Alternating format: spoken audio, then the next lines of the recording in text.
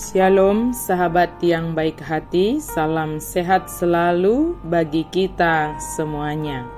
Marilah kita bersatu di dalam doa.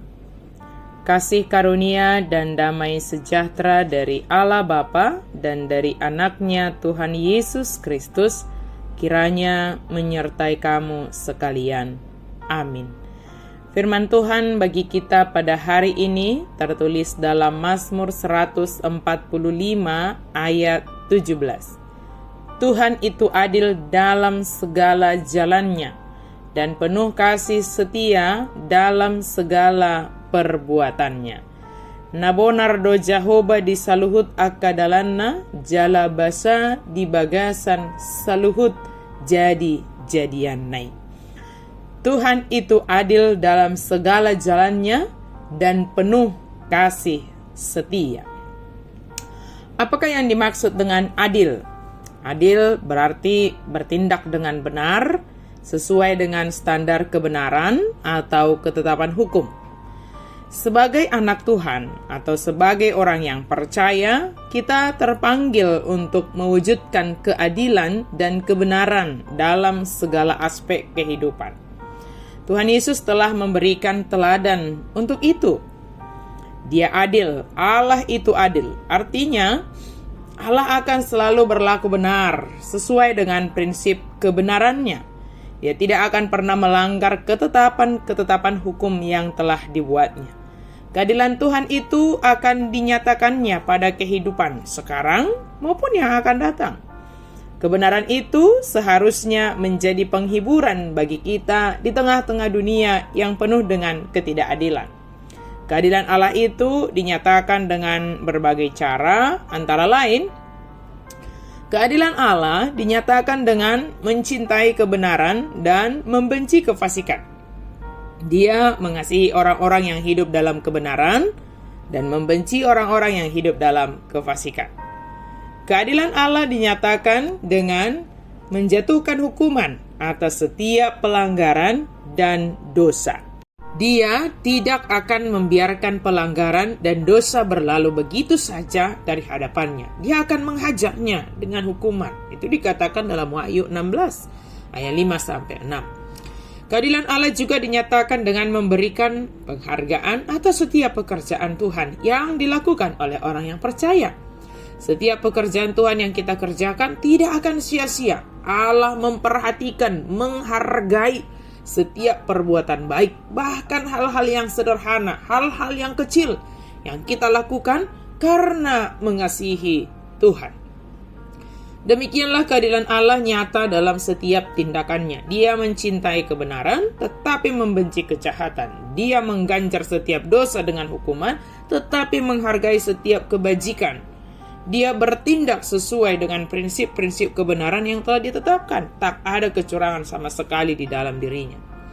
Sampai di sini mungkin ada yang bertanya, bila keadilan Allah sedemikian ketat, bahkan dia tak akan membiarkan dosa apapun berlalu tanpa hukuman, bagaimana kita dapat diselamatkan?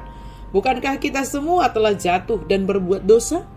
Hanya ada satu jawaban untuk masalah persoalan itu, yaitu salib Kristus. Tanpa salib Kristus, tak ada seorang manusia pun yang akan diselamatkan. Semua manusia telah berbuat dosa, dan berdasarkan keadilan Allah, maka semua manusia itu seharusnya mendapatkan hukuman, dibinasakan. Akan tetapi, salib Kristus membuat segalanya berbeda.